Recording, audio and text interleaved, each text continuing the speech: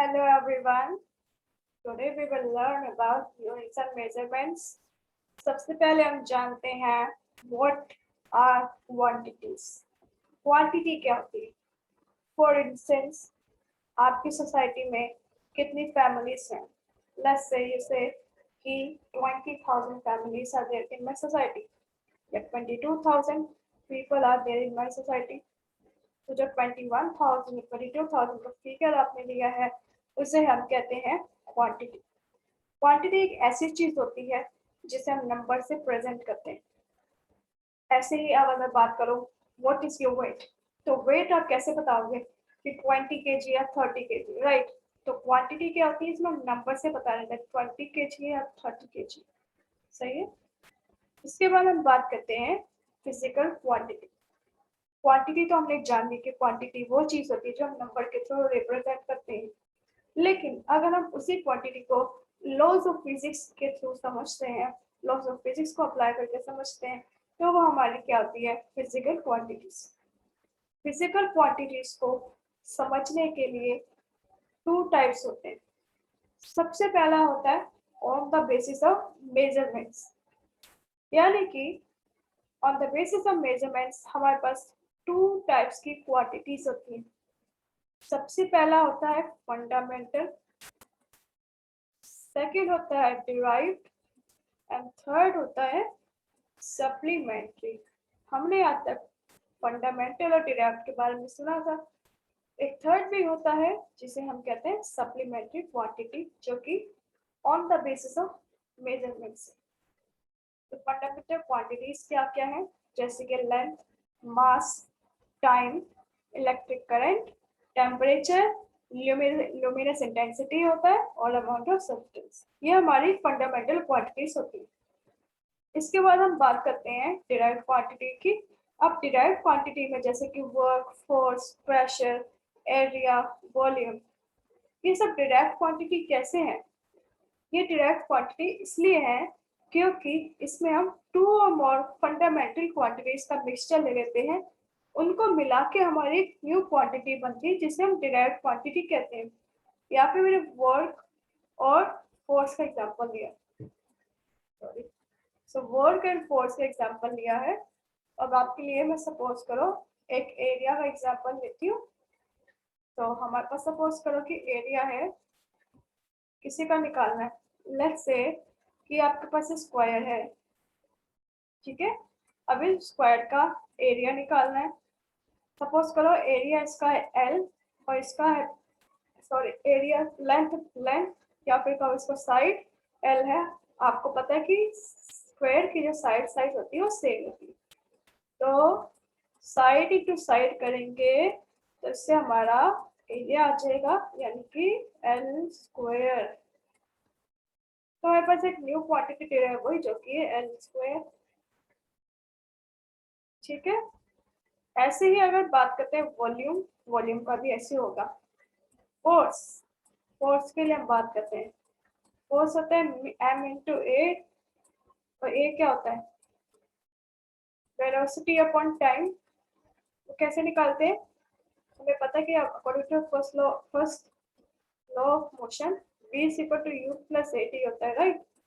और initial velocity 0, तो v is equal to at, जिससे a क्या आ गया, v बाई t, जो कि हमने यहाँ पे लिखा हुआ है ऑलरेडी। फिर ये होगा m v by t।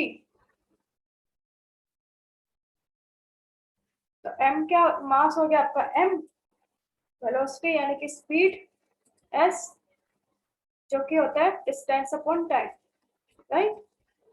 Velocity क्या होता है, डिस्टेंस अपॉन टाइम, तो t इंटू टी, यानी कि हमारे पास क्या क्या आ गया, मास, मास हो गया, क्वांटिटी, फिजिकल क्वांटिटी, एक हमारे पास लेंथ आ गई, फिर टाइम और टाइम।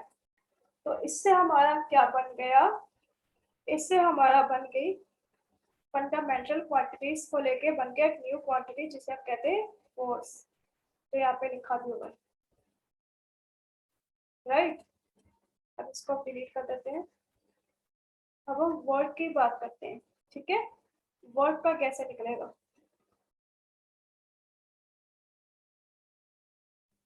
तो हमें पता चल गया कि वर्क फोर्स का क्या होता है, m into D upon T by T, और वर्क का हमें गिवन है फोर्स इंटू डिस्प्लेसमेंट, यानी कि पहले हम फोर्स की जो हमने निकाली है डायरेक्ट क्वांटिटी का निकाला है, मतलब कि फंडामेंटल क्वांटिटीज को लेके ये हो गया M D upon T into T, और डिस्प्लेसमेंट हो गया इंटू टी। तो यानी कि वर्क की यूनिट, वर्क का हमारा जो डिराइव्ड क्वांटिटी का मिक्सचर बना है वो बना है D into D N to M, mass into length upon time into time. तो ये हमारी क्या बन गई, इन फंडामेंटल यूनिट्स को लेकर हमारी जो एक यूनिट जो न्यू बनी है, इसे हम कहते हैं डिराइव्ड क्वांटिटी। ये हमारी डिराइव्ड क्वांटिटी है, इन सबको क्वांटिटीज को लेके हमने जो बनाई है न्यू क्वांटिटी, तो ये हमारी डिराइव्ड क्वांटिटी है। ठीक है, और उसके बाद हम बात करते हैं प्लेन एंगल और सॉलिड एंगल। देखो प्लेन एंगल जो होता है और सॉलिड एंगल जो होता है, ना तो ये फंडामेंटल होता है, ना तो ये डिराइव होता है, मतलब कि ना ही फंडामेंटल और ना ही डिराइव, ये अपने आप पे अलग की क्वांटिटी होती है आउट ऑफ दिस टू, और इनकी कोई स्पेसिफिक कोई क्वांटिटी नहीं होती है, यानी कि इसकी कोई पर्टिकुलर यूनिट भी नहीं होती है। तो हमने क्वांटिटी के बारे में पढ़ा, इसके यूनिट के बारे में हम लेटर ऑन पढ़ेंगे। तो आई थिंक यहाँ तक आप लोगों को समझ में आ गया होगा। फिर हम बात करते हैं, पहले हमने बात करी क्वांटिटी को on the basis of measurement describe किया, अब हम करते हैं on the basis of magnitude. ठीक है, on the basis of magnitude हम लोग डिस्क्राइब करते हैं। तो सबसे पहले आते हैं स्केलर क्वांटिटी, तो यानी कि distance, time, mass, electric current, temperature, amount of a substance, इन सब में कुछ ना कुछ एक अलग एक ऐसी क्वांटिटी है इनमें से जो कि है स्केलर, बट वो स्केलर उसमें स्केलर के साथ साथ वेक्टर के भी गुण होते हैं, वो हम अभी समझेंगे। सबसे पहले हम इनके बारे में एक बार समझते हैं।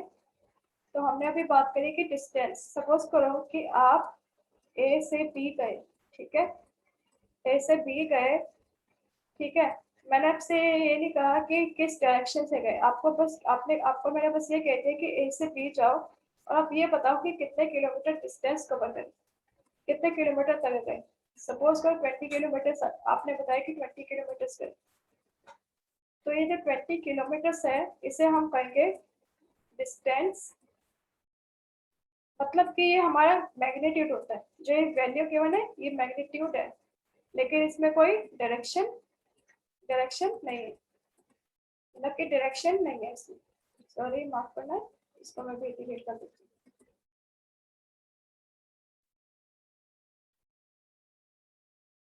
तो इसमें कोई डायरेक्शन नहीं है।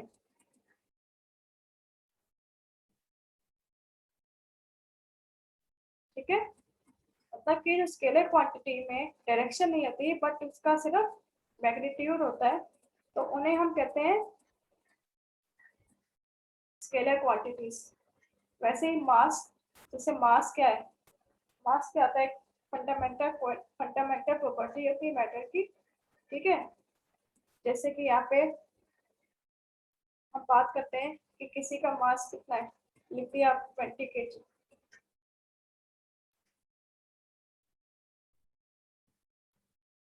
तो इसमें क्या आपने क्या किया, मास 20 kg है, तो इसमें आपको ये थोड़ी मतलब बताना है कि क्या डायरेक्शन है, क्या आपने बस बता दे कि इतनी वैल्यू, ठीक है, वैल्यू लिख दी बस, वैल्यू यानी कि मैग्नीट्यूड लिख दिया, तो स्केलर है।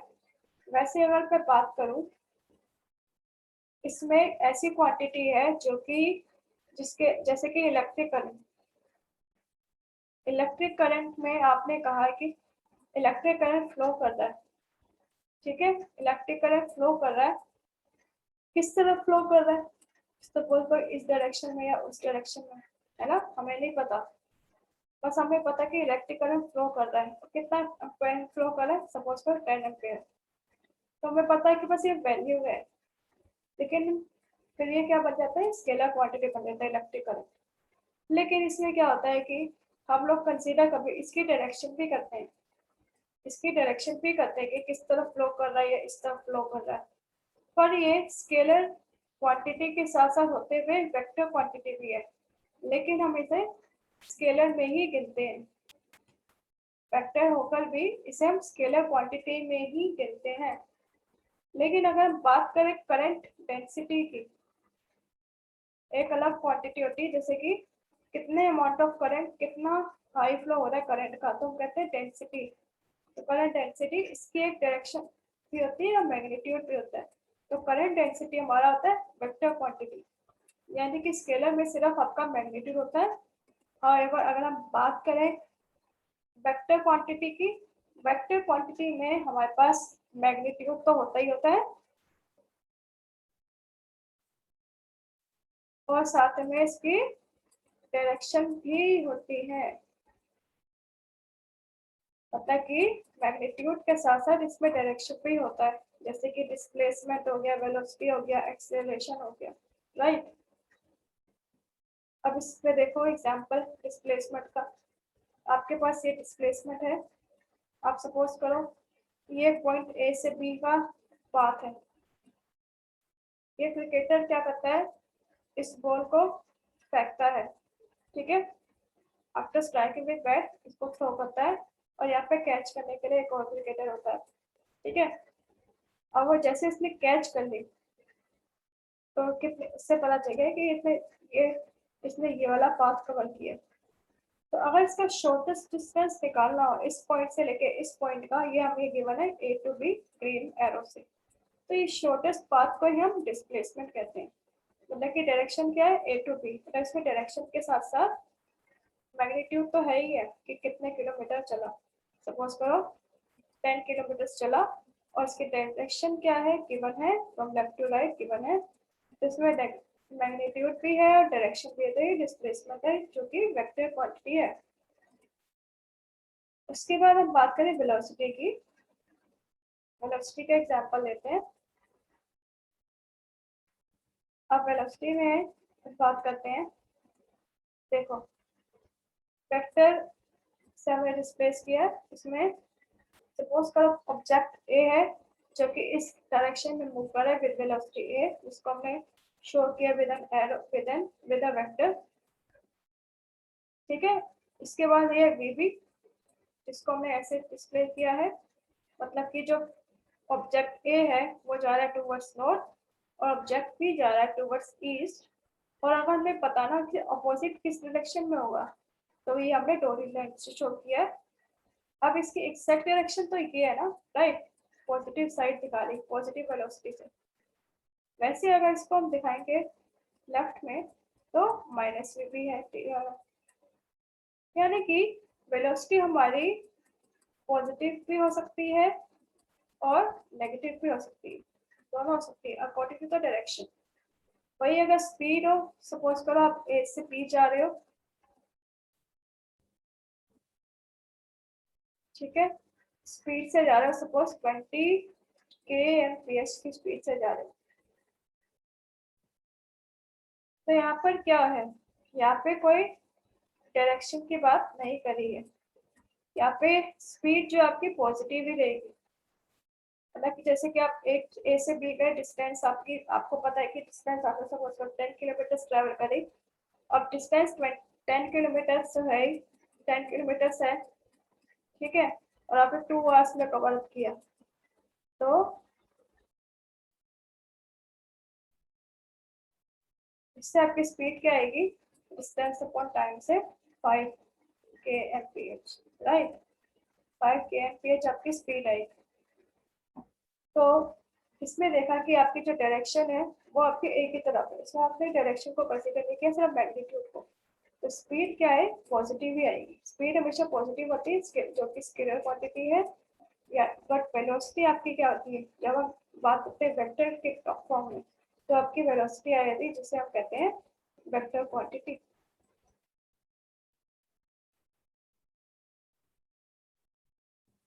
इसके बाद आता है हमारे पास इलेक्ट्रिक फील्ड। या मैग्नेटिक फील्ड। इलेक्ट्रिक फील्ड को हम शो करते हैं ई से और मैग्नेटिक फील्ड को करते हैं बी से, और उसमें हमेशा एक एरो होता है, मतलब कि to show that the quantity is vector we show it with this arrow, जिसमें ये टेल होता है और ये हेड होता है, राइट। तो आप देखोगे जिस डायरेक्शन में आपका करंट फ्लो कर रहा है, जिस डायरेक्शन में यहाँ करंट फ्लो कर रहा है, ये आपकी हो गई इलेक्ट्रिक फील्ड और ये आपकी हो गई मैग्नेटिक फील्ड। यही मैंने अभी बताया था कि करंट जो होता है वो हमेशा स्केलर क्वांटिटी होता है, मतलब मैग्नीट्यूड, कितने मैग्नीट्यूड का करंट फ्लो कर रहा है। तो यहाँ पे जितना मैग्नीट्यूड ऑफ करंट फ्लो करेगा उतनी ज्यादा इलेक्ट्रिक फील्ड होगी, लाइंस बनेंगी, उतनी ज्यादा इसमें मैग्नेटिक फील्ड लाइंस बनेगी। तो जब हमें डिफरेंस से समझना हो तो वहाँ पे आई की मैग्नीट्यूड के साथ साथ हम डायरेक्शन को भी कंसीडर करते हैं, इसलिए आई स्केलर के साथ साथ एक वेक्टर क्वांटिटी भी होता है, बट हमेशा इलेक्ट्रिक करंट को हम स्केलर क्वांटिटी ही कंसीडर करते हैं, ठीक है। इसके बाद हम बात करते हैं, पहले हमने समझ लिया कि क्वांटिटीज क्या होती है, क्वांटिटी के बाद फिजिकल क्वांटिटी क्या होती है, फिजिकल क्वांटिटी के बाद हमने समझा कि on the basis of measurements और on the basis of magnitude क्या होता है। अब हम समझते हैं यूनिट। यूनिट क्या होती है, सपोज करो मैं आपको एग्जांपल के थ्रू समझाती हूँ। देखो आपने ए से बी तक जाने के लिए किसी ऑब्जेक्ट को पहले उठाया, पहले आपने, आपका ये लगेज है, सपोज करो इस पॉइंट से ले जाके आपको इस पॉइंट पे ले जाना है, ठीक है। आप यहाँ पे स्टेशन पे हैं, रेलवे आप ट्रेन से उतर के यहाँ पे अपने प्लेटफॉर्म पे खड़े हैं, यहाँ से आपको जाना है, यहाँ पे आपका टैक्सी ड्राइवर खड़ा है जो कि आपके लगेज को पिकअप करने के लिए स्टैंड वेट करता है, ठीक है। तो आपने देखा ये लगेज आपने यहाँ से यहाँ लेकर गए, तो 20 न्यूटन का फोर्स अप्लाई किया to reach to point B from point A, यानी कि आपका 1 न्यूटन का जो फोर्स था उसको आपने कितनी टाइम्स लेकर गए, 20 टाइम्स। तो यूनिट क्या होती है, जो होल पार्ट है ना, होल है ना, सॉरी होल है, उस पार्ट को आपको कितनी बार यूज करना होगा, कितनी बार या फिर कितनी बार उसको मूव करना होगा ताकि वो होल होल को ना पाए, यानी कि 1 न्यूटन को आपको कितने बार ले जाना होगा, 20 टाइम्स। तो ये 1 न्यूटन क्या है, आपकी यूनिट है, ठीक है। 20 ये आपका मैग्नीट्यूड है और ये आपकी यूनिट है। और यूनिट कितने टाइप्स की होती है, यूनिट सबकी होती है 2 टाइप्स, फंडामेंटल और डिराइव्ड। जैसे ही हमने समझा फंडामेंटल क्वांटिटी और डिराइव्ड क्वांटिटी, वैसे ही हम फंडामेंटल क्वांटिटीज होती हैं उनकी फंडामेंटल यूनिट्स भी होती हैं, और उसी से मिक्सचर से हम बना सकते हैं एक और यूनिट जिसे हम कहते हैं डिराइव्ड यूनिट, ठीक है। चलो अब हम समझते हैं फंडामेंटल यूनिट्स के बारे में, इसके कुछ एग्जांपल्स हैं, ठीक है। तो सबसे पहले देखो इसमें हमारे पास ये दिखाई दे रही है mass, length, time, current, temperature, amount of substance, luminous intensity. तो इन मास को हम सिंबलाइज करते हैं एम से, जैसे मैंने आपको अभी बताया था क्वांटिटी को डिराइव करते करते। लेंथ को एल से करते हैं स्क्वायर का एरिया में, टाइम को टी से, करंट को कैपिटल आई से, टेम्परेचर को टी से, अमाउंट ऑफ सब्सटेंस को एन से, फिर ल्यूमिनस इंटेंसिटी को एल वी से, वी जो हमारा है सब्सक्रिप्ट में। फिर इसकी यूनिट क्या होती है, ऐसा यूनिट सबसे पहले समझते हैं यूनिट क्या, किलोग्राम सिंबलाइज किया केजी से, वैसे ही लेंथ की मीटर सिंबलाइज करते हैं एम से, सेकंड देन एस एम्पेयर को ए से, केल्विन को के से, मोल MOLE अमाउंट ऑफ सब्सटेंस की यूनिट क्या है मोल, और सिंबलाइज करते हैं MOL से। ल्यूमिनेंस इंटेंसिटी की होती है कैंडेला, जिसे हम सिंबलाइज करते हैं CD से। तो 7 फंडामेंटल यूनिट्स होती है। अब इसमें भी कुछ एक हिस्ट्री है जिसके बारे में हम बात करेंगे बाद में। तो आपने समझ लिया होगा फंडामेंटल क्वांटिटीज क्या है, और इनकी यूनिट फंडामेंटल यूनिट्स भी आपको दिख रही है यहाँ पे।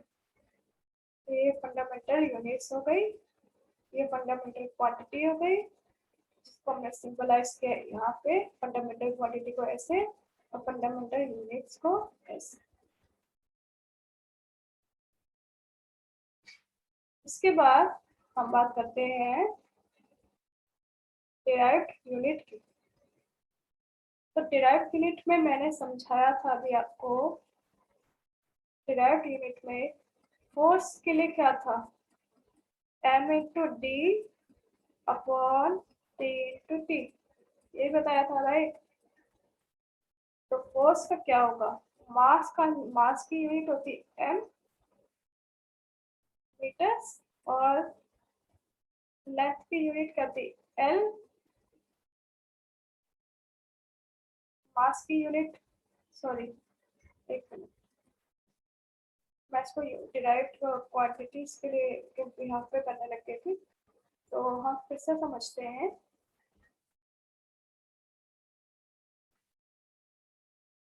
तो हमने देखा मास की यूनिट होती है kg, डिस्टेंस की मीटर्स, और टाइम की सेकंड इंटू सेकंड। तो ये आ गया kilogram metre upon S/S second square. ये आपकी फोर्स की यूनिट हो गई। और हमें पता है वर्क क्या होता है, वर्क होता है हमारा force into displacement,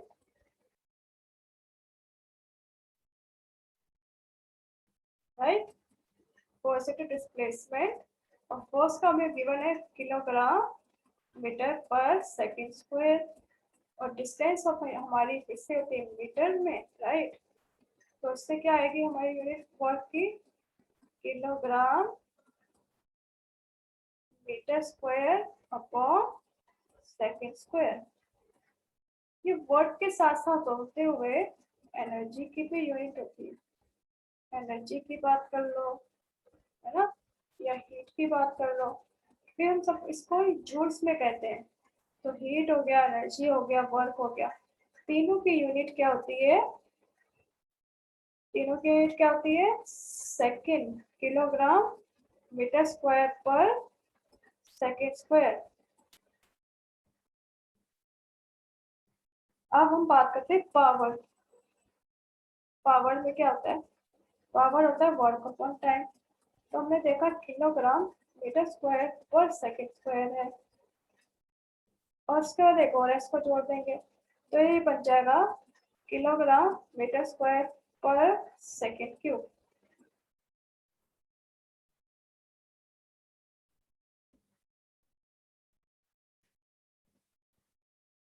kilogram metre square पर सेकंड क्यूब। तो ये हो गया हमारी यूनिट्स, राइट। चलो हम आगे बढ़ते हैं कि हमारे देखो कुछ एग्जांपल्स हैं यहाँ पे। फंडामेंटल यूनिट्स से मिलाकर हमने क्या क्या क्वांटिटीज बनाई है, जैसे कि आप देख पा रहे हो यहाँ पे आप देख पा रहे हो area, volume, density, frequency, then force की बात करेंगे, एनर्जी किलोग्राम मीटर स्क्वायर पर सेकंड स्क्वायर, प्रेशर, कॉलम यानी कि चार्ज क्या होता है Q is equal to current into temperature.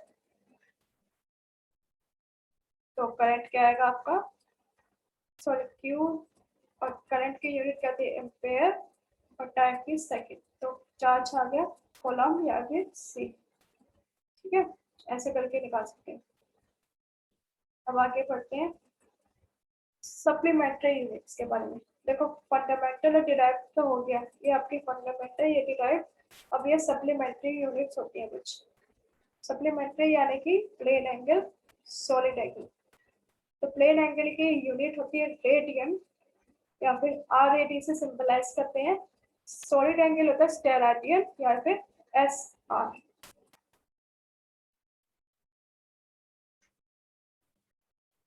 फिर नेक्स्ट हमारा आता है सिस्टम ऑफ यूनिट्स। देखो सिस्टम ऑफ यूनिट्स जैसे मैंने अभी बात करी थी, आपके सामने हाईलाइट किया था फर्स्ट थ्री रोज को। वो रीजन ये था कि जो किलोग्राम मीटर और सेकंड है ये हमारी एमकेएस यूनिट होती है, यानी कि mass kilogram and second. Mass kilogram second, sorry mass में मीटर किलोग्राम सेकंड। तो मीटर हो गया लेंथ, किलोग्राम हो गया मास, टाइम हो गया सेकंड, एमकेएस यूनिट।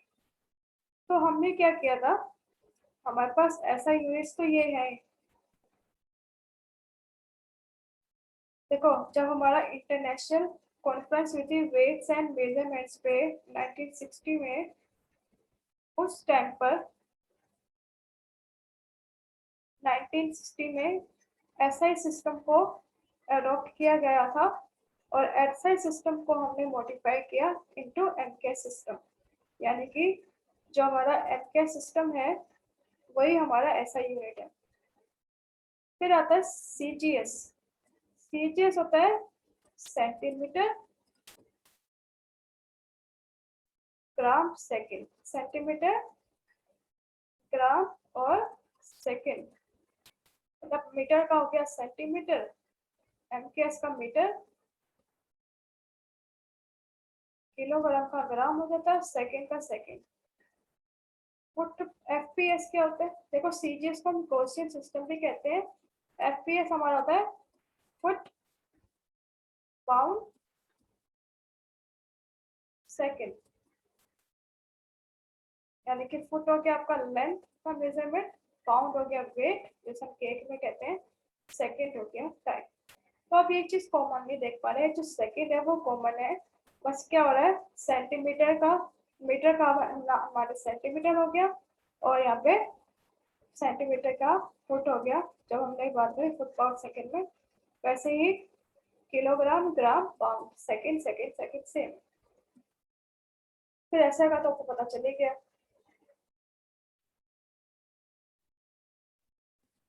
फिर आप देख सकते हैं physical quantity versus derived quantity. तो आप देखोगे यहाँ पर आपके यहाँ पे फंडामेंटल यूनिट है, ये फंडामेंटल, ये फंडामेंटल और ये सब डिराइव्ड यूनिट्स हैं। और इनके इन पर्टिकुलर सब यूनिट्स की जो यूज करते हैं फंडामेंटल यूनिट्स, ये दो मास length time amount of substance current temperature luminous intensity और मास लेंथ टाइम, ये सब क्या है, ये सब फंडामेंटल क्वांटिटीज होती है 7। इनकी एक डेफिनेशन भी होती है, वो समझते हैं। चलो देखो लेंथ क्या होता है। देखो लेंथ में हम पढ़ पा रहे हैं कि लेंथ से होता है कि length of the path travel by light in a vacuum. पता है कि 1/299.79245 पार्ट जो होता है सेकंड का, उसमें लाइट ने कितनी डिस्टेंस कवर करी वैक्यूम में, उसे हम कहते हैं मीटर। वैसे किलोग्राम एक सिलेंडर प्रोटोटाइप सिलेंडर है जो बना हुआ है प्लेटिनम इरिडियम का। वो कहाँ पे रिजर्व है, वो प्रिजर्व है international bureau of weights and measures, जो कि सर्व्स में है near to Paris in France. ठीक है, वहाँ पे एक जगह है Sevres near to Paris in France, वहाँ के international bureau of weights and measure में एक प्रोटोटाइप सिलेंडर रखा हुआ है जो कि प्लेटिनम और इरिडियम के एलॉय से बना हुआ है और उसकी हाइट और डायमीटर दोनों इक्वल है, यानी कि h is equal to d। उसका मास जो है, उसका जो मास है उसे हम कहते हैं किलोग्राम, उसको हम डिफाइन करते हैं किलोग्राम से। वैसे ही आपको दिखाई दे रही टाइम की यूनिट, टाइम के यूनिट पे जैसे गिवन है, और ये इलेक्ट्रिक करंट की। देखो इलेक्ट्रिक करंट क्या होता है, कांस्टेंट करंट होता है। वो तब मेंटेन होता है जब टू पैरेलल स्ट्रेट कंडक्टर्स जिनकी लेंथ इनफाइनाइट है, यानी कि ऐसी लेंथ है जो कि कभी रुक ही नहीं रही है, ऐसी लेंथ है। ठीक है, और उनका जो क्रॉस सेक्शन है वो बहुत नेग्लिजिबल है, यानी कि क्रॉस सेक्शन एरिया जो है वो बहुत ज्यादा नेग्लिजिबल है, नियर टू जीरो है। और वो कितनी दूरी पे है, एक दूसरे से 1 मीटर के अपार्ट पे, और वो कहाँ पर है, वैक्यूम पे है, और कुछ फोर्स प्रोड्यूस कर रहे हैं इन पर यूनिट लेंथ बिटवीन देम, पर यूनिट लेंथ बिटवीन देम कितना फोर्स प्रोड्यूस करे, 2 × 10⁻⁻⁷ न्यूटन पर मीटर। यानी कि आपका ये वायर है जो बहुत ही लंबा है, जो कि जिसकी कोई जो कहीं रुक ही नहीं रहा है, इतना लंबा है, और का जो क्रॉस सेक्शन है वो नेग्लिजिबल है, एरिया ऑफ क्रॉस सेक्शन जो है नेग्लिजिबल है, यानी कि क्लोज टू 0 है। और उनका डिस्टेंस क्या है दोनों वायर्स के बीच में, 1 मीटर है। तो यानी कि पर यूनिट लेंथ जो है, अगर सपोज करो हम इसकी बात करें, पर यूनिट लेंथ में कितना फोर्स अप्लाई हो रहा है, अगर वेट उससे 1 मीटर अपार्ट है, 2 × 10⁻⁻⁷, ठीक है। वो जो करंट प्रोड्यूस हो रहा है, फोर्स प्रोड्यूस होने से, उस करंट को हम कहते हैं एम्पेयर, और वो करंट है कांस्टेंट। वैसे ही हमारे पास आता है, ये हमारे पास 4 यूनिट्स हो गई, रिमेनिंग इसकी बात करते हैं टेम्परेचर। टेम्परेचर क्या है, जैसे कि आपका थर्मोडायनेमिक टेम्परेचर है, ट्रिपल पॉइंट ऑफ वाटर जो हमारा होता है, ट्रिपल पॉइंट ऑफ वाटर का जो थर्मोडायनेमिक टेम्परेचर है, उसका 1/273.16 जो है वो होता है 1 केल्विन। आई रिपीट, जो आपका ट्रिपल पॉइंट ऑफ वाटर है, उसका जो थर्मोडायनेमिक टेम्परेचर है, उसका 1/273.16 जो आएगा, उसे हम कहते हैं 1 केल्विन, ठीक है। फिर आता है अमाउंट ऑफ सब्सटेंस। देखो, 1 mole is the amount of substance which contains as many elementary entities as there is this much of pure carbon. यानी कि आपके जो एटम है, 0.12 किलोग्राम का प्योर कार्बन का जो आपका एटम है, उसमें जितनी भी एलिमेंट्री एंटिटीज है, उसके बराबर अमाउंट ऑफ सब्सटेंस है, उसमें भी उतनी ही एलिमेंट्री एंटिटीज है। तो वो अमाउंट ऑफ सब्सटेंस जिसमें कि उतने ही एलिमेंट्री एंटिटीज है, जो कि 0.1012 किलोग्राम के प्योर कार्बन में है, उसे हम कहते हैं 1 मोल। वैसे ही हमारा 1 कैंडेला होता है, ठीक है। उसके बाद हम बात करते हैं, ये कुछ इंपॉर्टेंट फॉर्मूलेस हैं जो कि आपको इम्पोर्टेंटली याद होनी चाहिए। देखो, हम जो भी डिराइव्ड क्वांटिटी को सिंपल वो फॉर्म करते हैं, वो हमेशा बनती है फंडामेंटल क्वांटिटी से। फंडामेंटल क्वांटिटी में हमेशा यूज हमारे पास होती है एसआई यूनिट्स। तो इसकी जैसे हमने यहाँ से डिराइव करी स्पीड होता है आपका डिस्टेंस अपॉन टाइम, तो डिस्टेंस का मीटर और टाइम का सेकेंड, इससे हमने एसआई यूनिट को डिराइव किया। तो एसआई यूनिट को हम कैसे कर सकते हैं, एसआई यूनिट को हम कैसे इसमें फॉर्म कर सकते हैं, with the help of fundamental units, ठीक है। ये कुछ इंपॉर्टेंट है, अगर आप चाहें तो इसकी स्क्रीनशॉट भी ले सकते हैं। ये मोमेंटम हो गया, मोमेंटम मास इनटू वेलोसिटी, यानी कि किलोग्राम मीटर पर सेकेंड, वेलोसिटी मीटर पर सेकेंड है, और किलोग्राम मास हो गया। तो न्यूटन पर सेकेंड लिख दो या किलोग्राम मीटर पर सेकेंड, लेकिन किलोग्राम मीटर पर सेकेंड आपकी ऐसा यूनिट होगी।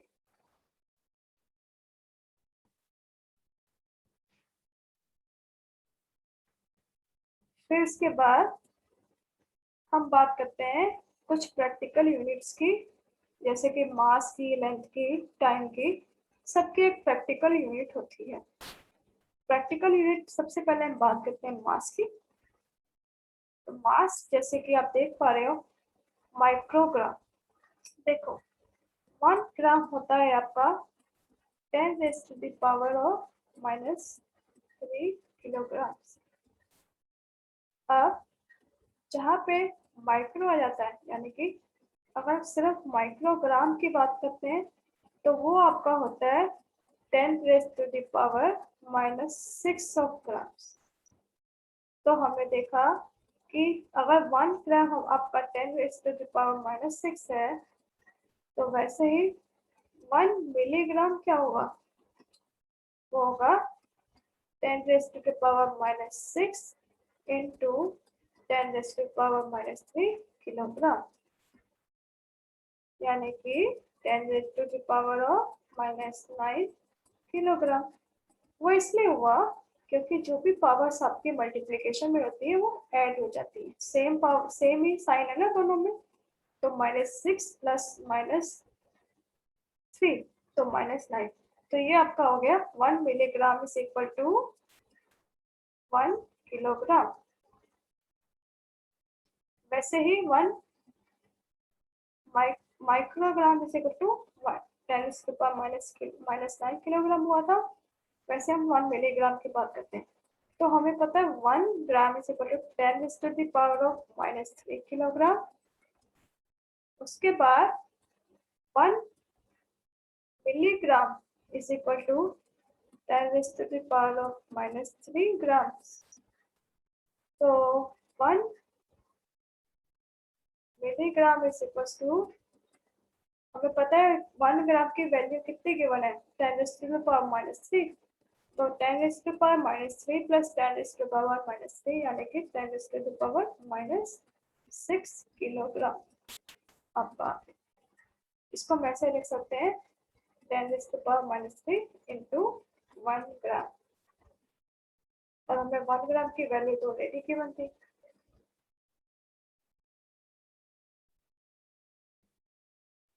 राइट, 1 ग्राम की वैल्यू हमें ऑलरेडी गिवन थी, तो इससे हमारा किलोग्राम आ गया। वैसे ही ग्राम तो आपको पता चली गया। क्विंटल क्या होता है, 100 ग्राम। वैसे 1 टन क्या होता है, 1000 किलोग्राम। तो ये होता है 100 किलोग्राम, 100 किलोग्राम कह दो या फिर 1 लाख ग्राम कह दो, एक ही बात।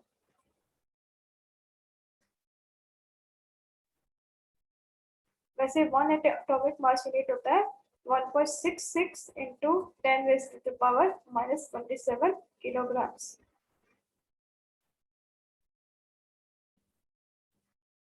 वैसे 1 पाउंड होता है आपका 0.4537 किलोग्राम्स।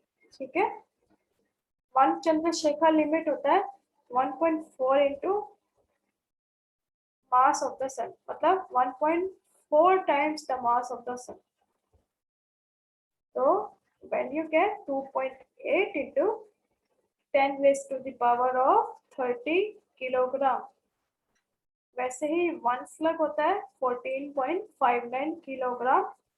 अब ये यूनिट्स आपको याद रखनी पड़ेगी क्योंकि एग्जाम में डायरेक्टली आ जाती है।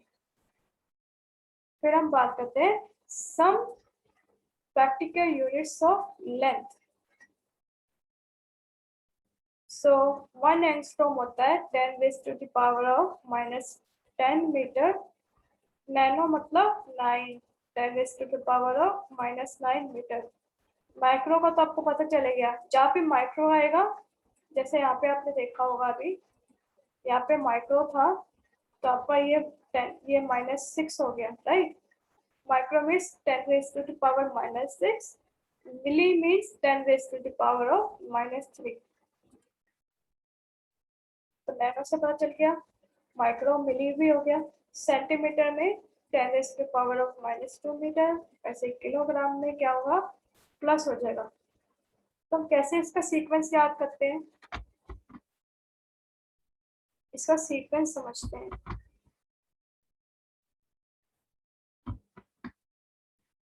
चलो सीक्वेंस समझते हैं सबसे पहले, कैसे सीक्वेंस आता है। देखो ये एक लाइन बना दो, या लिख दो किरण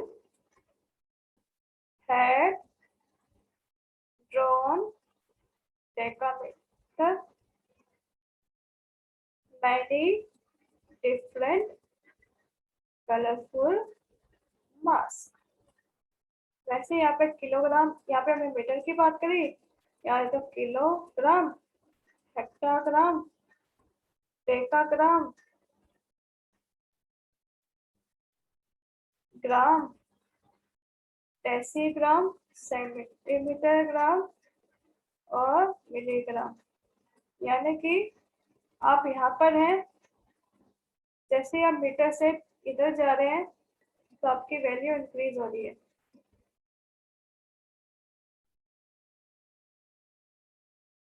सॉरी, यहाँ पे जब यहाँ से यहाँ जा रहे हैं तो आपकी वैल्यू यहाँ पर डिक्रीज हो रही है। जैसे यहाँ से यहाँ जा रहे हैं वैल्यू आपकी इंक्रीज हो रही है। ठीक है, ये आपका 10⁻⁻1 है, ये 10⁻3 है। देखो 1 2 3, यहाँ से यहाँ देंगे 1 2 3, ये आपकी 10⁻⁻3।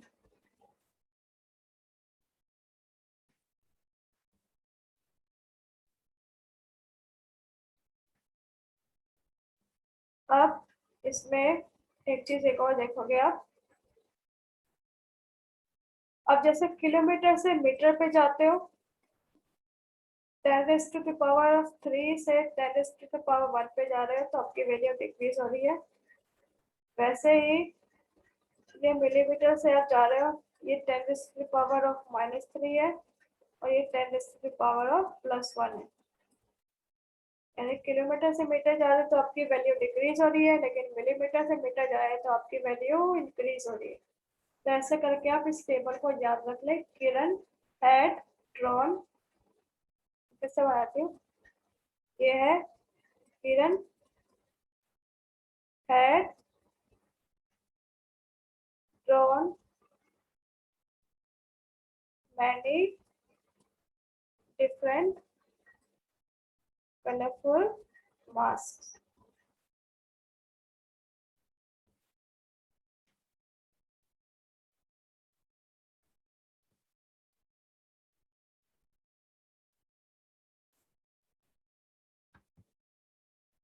तो उसके बाद हम बात करते हैं some practical units of length में। हमने देखा अभी टेरामीटर क्या होता है आपका, 10⁻⁻+12, ये प्लस लिखा है। ठीक है, फिर नेक्स्ट हमारा है, इसके आगे और भी है।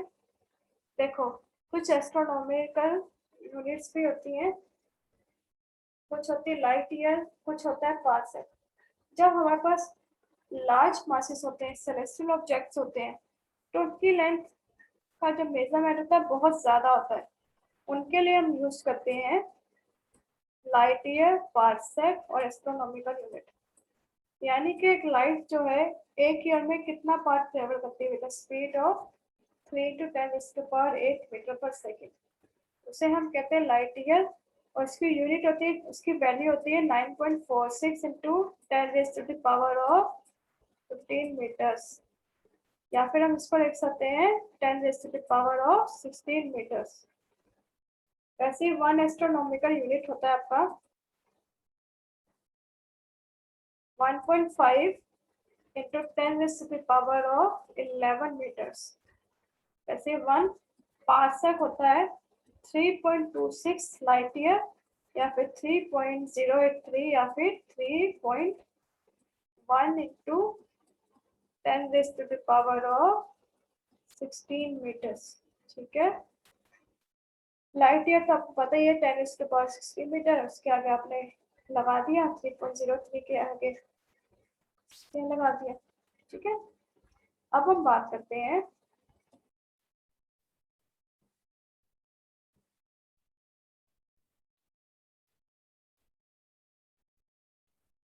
One mile is equal to 1.6 kilometre, 1 पर वीक।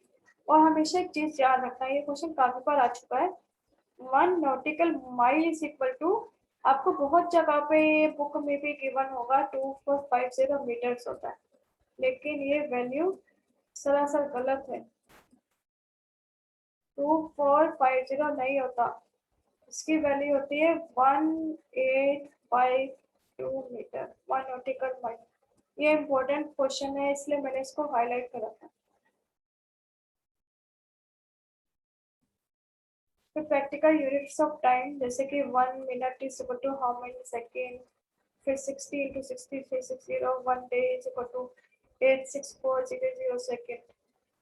वैसे ईयर क्या होता है, time taken by earth to complete one revolution around the sun is in its orbit. मतलब अर्थ क्या करता है, खुद के ऑर्बिट में उस अराउंड द सन दोनों की तरफ मूव करता है, मतलब अपने ऑर्बिट के अराउंड भी रिवॉल्व करता है और सन के अराउंड भी। तो क्या कर रहा है, अपने ऑर्बिट में रिवॉल्व करते करते वो सन के अराउंड कितना कितना टाइम लेता है एक रिवोल्यूशन को कंप्लीट करने में, अर्थ। तो उसे हम कहते हैं ईयर। वैसे ही हमारा मून होता है, मून करता है अपना रिवोल्यूशन किसके अराउंड कंप्लीट करता है, अर्थ के अराउंड। और अपने ऑर्बिट में रिवॉल्व करते करते वो अर्थ के अराउंड अभी चक्कर लगाता है। और कितना टाइम लेता है उसको कंप्लीट करने में, उसे हम कहते हैं ल्यूनर मंथ। ठीक है। और सोलर मंथ क्या होता है, सोलर मंथ हमारा होता है 30 या 31 डेज, 28 29 डेज कब होते हैं, जब वो फेब्रुअरी होता है। तो यानी कि एक हमारा हो गया लूनर मंथ और एक हमारा हो गया सोलर मंथ। तो आई होप आपको यहाँ तक तो समझ में आ गया होगा। ठीक है। और ल्यूनर मंथ हमेशा याद रखना आपका 28 डेज का होता है, 28 डेज का या फिर 4 वीक्स का। ल्यूनर मंथ आपका जो होता है 28 डेज का होता है या फिर 4 वीक्स का होता है।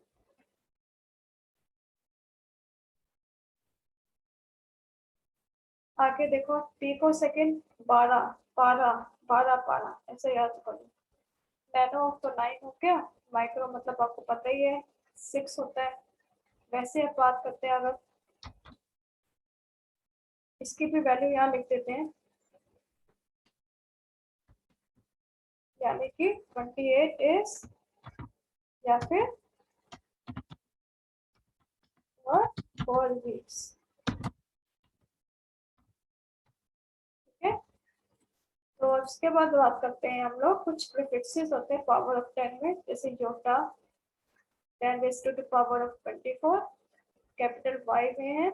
वैसे स्मॉल वाई में होगा योक्टो, जिसको कहेंगे 10⁻⁻⁴, जेटा, जेप्टो, एक्सा, एटो, पेटा, फेम्टो। देखो, जैसे ही प्लस में माइनस में इनका नेम भी चेंज होते जा रहे हैं। तो ये होते हैं कुछ मैट्रिक प्रीफिक्सेस होते हैं 10 की पावर में। ठीक है। इसको आपको याद करना पड़ेगा, पेटा, फिफ्टा, फेम्टो, माइनस। नेक्स्ट आता है आपका डायमेंशन फॉर्मूला। डायमेंशन फॉर्मूला आपको हेल्प करता है कन्वर्जन में, एक यूनिट से दूसरे यूनिट में। बहुत ही सिंपल फंडा होता है। तो इसमें हम स्टार्ट करते हैं, एम को लिखते हैं, मास को लिखते हैं एम से, लेंथ को एल से, टाइम को टी से। तो वॉल्यूम आपको पता है length into length into length, तो l into l into l, l की पावर 3 आपका हो गया वॉल्यूम। वैसे चार्ज क्या, करंट क्या होता है, चार्ज अपॉन टाइम, चार्ज कितना फ्लो हुआ पर यूनिट टाइम में। तो चार्ज की पहले बात करते हैं, चार्ज होता है करंट अपॉन टाइम, यानी कि Q is equal to I T, है ना। ये वैल्यू थोड़ी गलत लिखी है, इसको मैं करेक्ट कर लेती हूँ।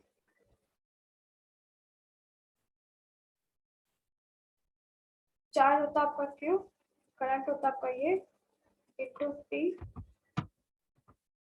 यानी कि ए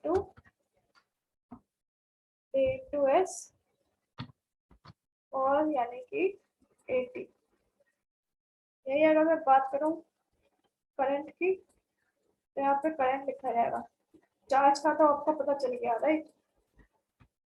चार्ज का आपको पता चल गया कि क्या होता है, ए इंटू टी। यही बात अगर मैं यहाँ पे करंट लिख देती हूँ, CURENT, और ये चार्ज अपॉन टाइम, तो ये हो जाएगा ए अपॉन एस, और यहाँ पे हो जाएगा ए अपॉन टी लिख सकते हो, या फिर ए टी की पावर -1, यानी कि इसको आप कैसे लिख सकते हो, ए अपॉन टी, दोनों में either of the ways of find. वैसे फोर्स होता है किलोग्राम मीटर पर second square. m1 l1 t की पावर -2 डिस्प्लेसमेंट l पर ml2 t -2। देखो फोर्स हो गया ml t-2, इसके साथ डिस्प्लेसमेंट l ml2 t-2। इसको थोड़ा बड़ा कर देते हैं ताकि आपको क्लियर दिखाई दे। देखो ml2 t-2।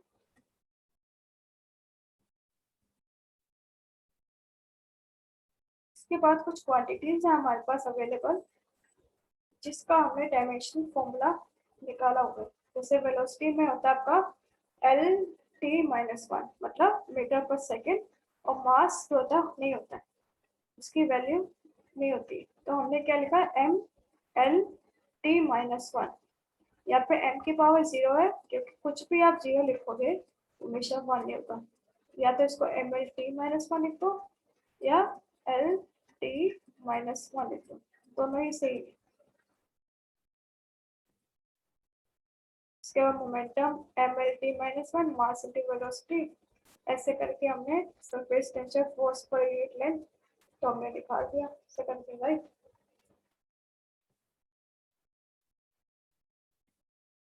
इसके बाद हम बात करते हैं कुछ इंपॉर्टेंट साइंटिफिक इंस्ट्रूमेंट्स होते हैं जो कि आपके बहुत इंपॉर्टेंट है।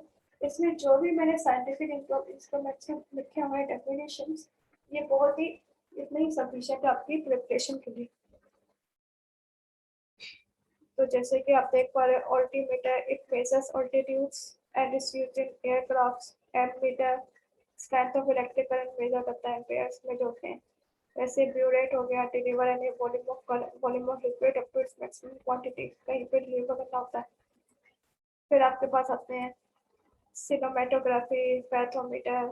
फिर आता है आपके पास कैलोरीमीटर, आपको स्मॉल अमाउंट ऑफ करंट करते हैं, स्मॉल मैग्नीट्यूड कहते हैं, उसके लिए हम यूज करते हैं कैलोरीमीटर।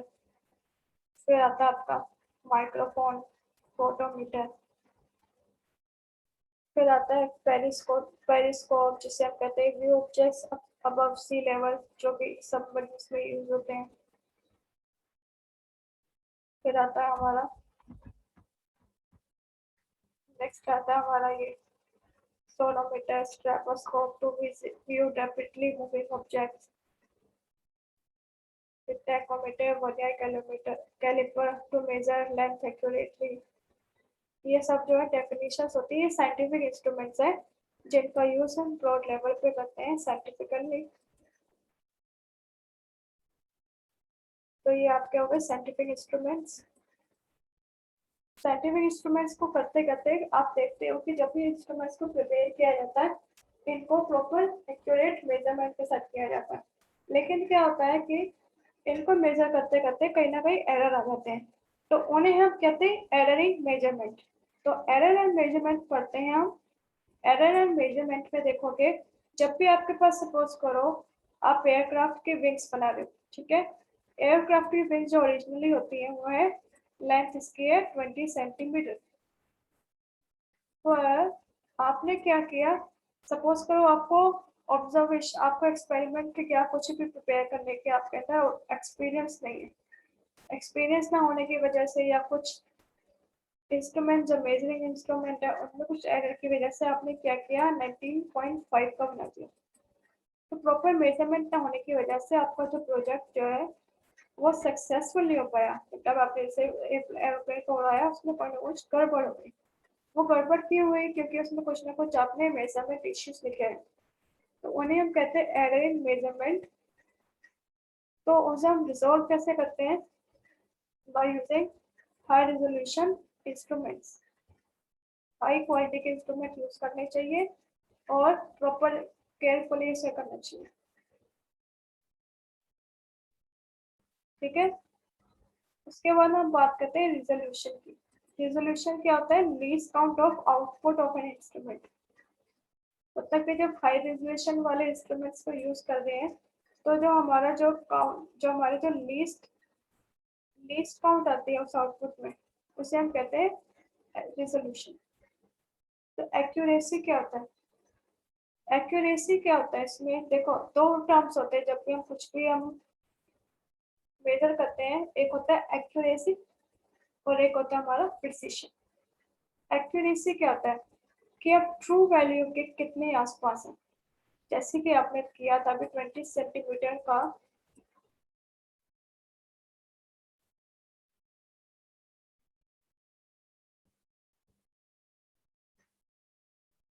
तो आपका दूसरे इंस्ट्रूमेंट्स के मेजरमेंट के से भी 20 सेंटीमीटर ही आया, बाद में भी 20 सेंटीमीटर ही आया। इट मीन्स जो आपके इंस्ट्रूमेंट्स हैं, मेजरिंग इंस्ट्रूमेंट्स हैं, वो एकदम करेक्ट है और वो आपके विंग्स बनाने में बिल्कुल सही है, तो उसे हम कहते हैं एक्यूरेसी।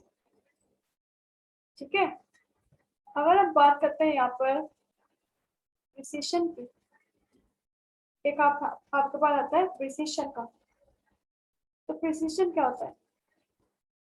प्रिसिशन में क्या हुआ, जैसे कि आपने यहाँ पे 20 सेंटीमीटर का विंग का साइज था, मेजरमेंट था, लेकिन आपने क्या किया 19.995 या 19.6969 या 19.999, यानी कि 19.9 तक आपका जो है ये वैल्यू जो है इसके आसपास ही आ रही है।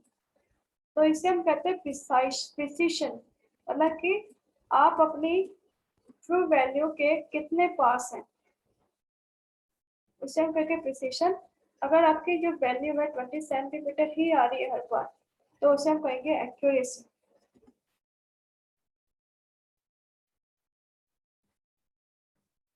फिर एरर्स को हम कैसे क्लासिफाई कर सकते हैं? सबसे पहला होता है आपके पास रैंडम एरर, फिर आपके पास होता है, सॉरी, सबसे पहले सिस्टमैटिक एरर, रैंडम एरर, फिर आता है least count error. Systematic error तब होता है जब आपके पास इंस्ट्रूमेंट है और उसमें कुछ मैन्युफैक्चरिंग डिफेक्ट है, लाइक किसी ने जो 1 सेंटीमीटर के बाद 3 सेंटीमीटर लिख दिया, डायरेक्टली 5 सेंटीमीटर लिख दिया, तो वो प्रॉपर मेजरमेंट ना होने की वजह से आपका क्या होता है, मैन्युफैक्चरिंग एरर होता है। या फिर पर्सनल एरर कब आता है? सपोज करो आप कुछ एक्सपेरिमेंट कर रहे हो और आपको बिल्कुल भी ऑब्जर्वेशन आपने उसमें किया नहीं है, आपके अंदर एक्सपीरियंस नहीं है एक्सपेरिमेंट को कंडक्ट करने में। उससे क्या होगा, आपका जो ऑब्जर्वेशन होगा, सपोज करो आपने लिखना लिखना था जैसे कि आपने फिजिक्स के एक्सपेरिमेंट पहले कभी अच्छे से किए नहीं थे, राइट? तो हमेशा क्या होता है, जब भी हम लेबोरेटरी में एक्सपेरिमेंट करते हैं तो 20.5667 कुछ आया है अगर सेंटीमीटर का मेजरमेंट इसमें आया है, तो आपको एग्जैक्टली ये लिखना चाहिए ताकि एवरेज में कैलकुलेशन में आप एरर को बता पाए। पर आपने क्या किया, मैथ्स को लगा के आपने क्रॉस अप्रोक्सीमेटली आपने नियरेस्ट ऑड इंटीजर लिख दिया, या फिर इंटीजर को ले लिया, इसमें आपने डेसिमल वैल्यू को हटा दिया। उससे क्या होगा, जो एरर हमें शो करना चाहिए वो अपने एरर को शो नहीं किया, तो ये आपका एक सिस्टमेटिक एरर हो जाता है। वैसे अगर बात करते हैं रैंडम एरर की, तो कई बार क्या होता है कि आपका जो इंस्ट्रूमेंट है वो हीट होने की वजह से एक्सपेंशन हो गया, यानी कि उसमें कुछ परसेंट, यानी कि 1.01% जो है इंक्रीज हो गया साइज उसका, तो 100 प्लस प्लस माइनस प्लस हो गया, या फिर क्या हुआ है कुछ टाइम के बाद यही जो है डिक्रीज हो गया कुछ अमाउंट से, यानी कि प्लस माइनस या तो इंक्रीज या डिक्रीज हमने आसपास ले ली, या तो वो साइज इंक्रीज हुआ या डिक्रीज हुआ, depending upon the type of atmosphere, temperature, humidity या प्रेशर। कुछ परसेंट जो एरर आपका आया है सिस्टम के मेजरमेंट में, उसे हम कहते हैं रैंडम एरर। फिर रैंडम एरर पढ़ लिया हमने, सिस्टमैटिक पढ़ा। उसके बाद आता है आपका लीस्ट काउंट एरर, या फिर उसे हम कहते हैं लीस्ट एलसी, यानी कि जब हमारे इंस्ट्रूमेंट में लीस्ट काउंट होता है आउटपुट में, तो उसे हम कहते हैं लीस्ट काउंट एरर। वो तब आता है जब आपका कोई हाई रेजोल्यूशन का इंस्ट्रूमेंट का यूज कर रहे हैं। तो उसको कैसे इम्प्रूव कर सकते हैं, हाई रेजोल्यूशन के एक्सपेरिमेंट टेक्निक्स को यूज करके हम लीस्ट काउंट को इम्प्रूव कर सकते हैं। तो सबसे पहले आता है एब्सोल्यूट एरर, तो जैसे आपने सपोज, जैसे मैंने आपको बताया था 20 सेंटीमीटर का था और आपने मेजर किया 19.596, तो आपका क्या आएगा, ये होगा 0, ये 4, ये 0, ये 4, यानी कि 0.404 आपका जो है इंस्ट्रूमेंट का मेजरमेंट आया है। मतलब कि इतना परसेंट आपका एब्सोल्यूट एरर है। तो ये आपका एब्सोल्यूट एरर कितना है, 0.404 सेंटीमीटर। अगर सपोज करो ऐसे करके आपने बहुत सारे आपने निकाले थे 19.999, जिससे कि 0.0001, ऐसे ऐसे करके आपने काफी सारे मेजरमेंट निकाले थे अलग अलग प्रिसिशन के कंसेप्ट से। इन सबको आपने ऐड किया, ठीक है। इसके बाद इसका आपने एवरेज कैसे निकाला, बाय डिवाइडिंग। तो आपका वो मेन एब्सोल्यूट फॉर्मूला बन जाता है, ठीक है। इन सबको आपने ऐड किया, जो एब्सोल्यूट एरर्स आते हैं हर ऑब्जर्वेशन में, जैसे कि 5 ऑब्जर्वेशन आए थे, इन सबको ऐड किया, इनको डिवाइड कर दिया। सपोज करो 5 एरर्स की आए थे आपके, तो 5 को हमने प्लस करके 5 से डिवाइड कर दिया, आपसे उसका मीन एब्सोल्यूट एरर आ जाएगा। अब जब मीन एब्सोल्यूट एरर सपोज करो आपका आया है 0.04%, सॉरी 0.04 सेंटीमीटर, ये आपका आया है। अब ये सेंटीमीटर होगा क्योंकि नंबर से डिवाइड किया जाए। 0.04 सेंटीमीटर को की जो मीन वैल्यू आई थी, मीन वैल्यू जो मीन एब्सोल्यूट एरर क्या था आपका, ये सबका ऐड करके, ठीक है। और इसकी जो मीन वैल्यू क्या होगी, जो आपने ये निकाले हैं सारे, जो आपने ऑब्जर्वेशन सारे निकाले हैं, प्लस इनको सबको प्लस करके बाय डिवाइड 5 कर दूंगी, तो आपकी वो मीन वैल्यू हो जाएगी, और इंटू 100 कर दो, तो जो निकल के आएगा वो आपका रिलेटिव एरर होगा। उसको जब आप 100 से मल्टीप्लाई कर दोगे तो आपका परसेंटेज एरर हो जाता है, यानी कि कुछ ऐसा आएगा 1.01% या 1.04%, कुछ भी आ सकता है।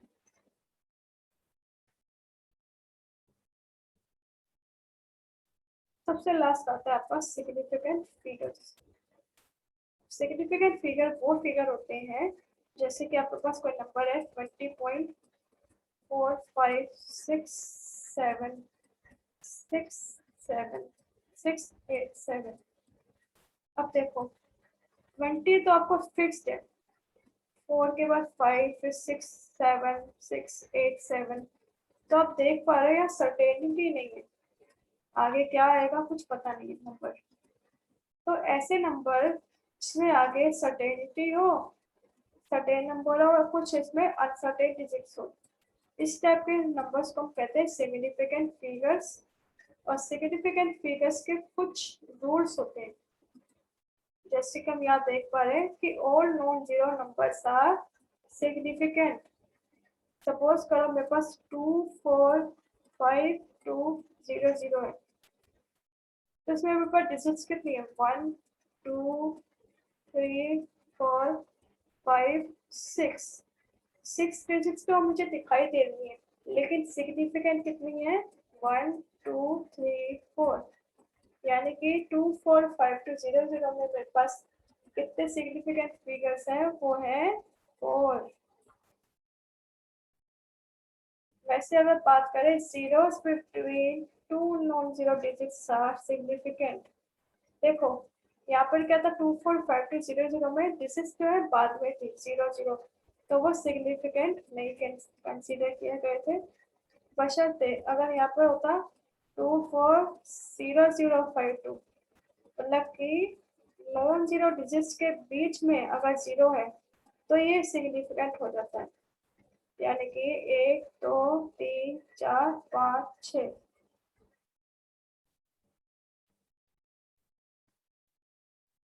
देखो इसको मैं एग्जांपल को दोनों को सामने सामने रख देती हूँ ताकि आपको क्लियर हो जाए। मैंने लिया था यहाँ पे 24520, यहाँ पे ये सिग्निफिकेंट नहीं था क्योंकि डिजिट्स क्या है आफ्टर नॉन जीरो डिजिट है, तो ये 4 था। और यहाँ पे डिजिट जो है इसके बीच में है, तो ये 6 हो जाएगी। तो ये डिफरेंस है दोनों के बीच। Leading zeros are not significant, यही मैंने बात कही थी। लीडिंग जीरोस है ना, इसके बाद लीड कर रहे हैं इसको। तो लीड करने वाले जीरोस यानी कि जैसे कि 2 0 0 2 4 वेक्टर लिख देती हूँ, तो ये भी सिग्निफिकेंट नहीं होंगे। यानी कि नंबर के बाद में या नंबर के पहले कोई भी जीरो सिग्निफिकेंट नहीं होंगे, लेकिन अगर उन दोनों के बीच में है तब सिग्निफिकेंट होगा। Trailing zeros to the right of the decimal are significant. Suppose करो मैंने यहाँ लिखा 0.0052, तो यानी कि ट्रेलिंग जीरोस अगर यहाँ होंगे आफ्टर डेसिमल तो वो कंसीडर किए जाएंगे, ये सिग्निफिकेंट होंगे। अब एक और इसमें एक और चीज आती है, trailing zeros in a whole number with decimal shown are significant। इसको समझते हैं with the help of some examples. देखो एग्जांपल्स क्या है यहाँ पर हमारे पास, ये देखो एग्जांपल ये है। तो सबसे पहला रूल है, जो all non zero digits are significant, 1 2 3.7 has 4 digits, zeros between non zero digits are significant, यानी कि 1 to 0.007, क्योंकि between non zero digits है तो 6 are। और zeros to the left of the number are not significant, यानी कि जो आपका नंबर है, जैसे मैंने यहाँ पे 0.006 लिया था, ये जो है लीडिंग जीरोस है, 6 के पहले हैं, तो ये सिग्निफिकेंट नहीं होंगे। इसमें सिर्फ एक ही सिग्निफिकेंट डिजिट है।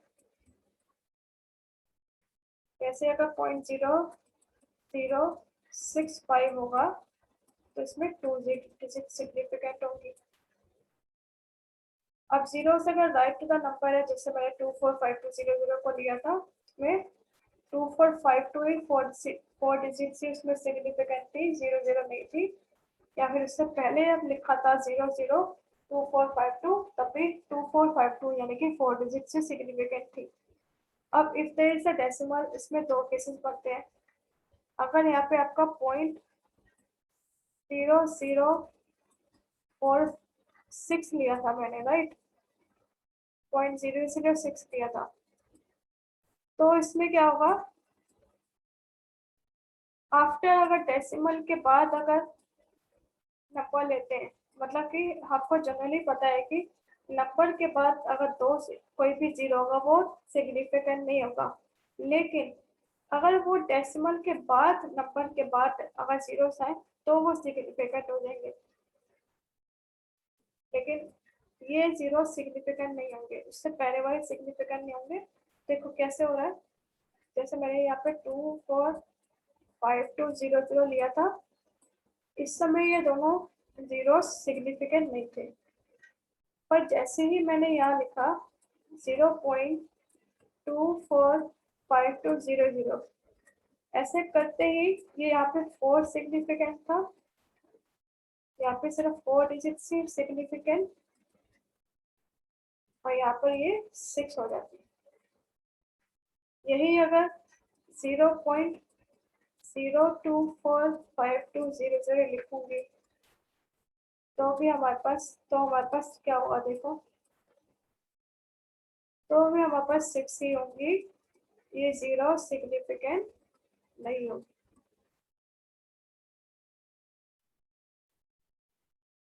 तो ये रूल्स होते हैं सिग्निफिकेंट डिजिट्स के, इसको आप एक बार ध्यान से पढ़ेंगे और इसको रीड करेंगे, फिर आपको अच्छे से समझ में आ जाएगा।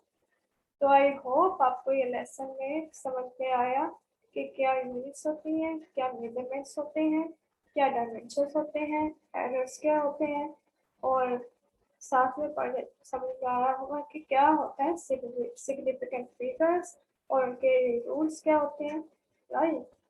Thank you for watching the session, have a great day.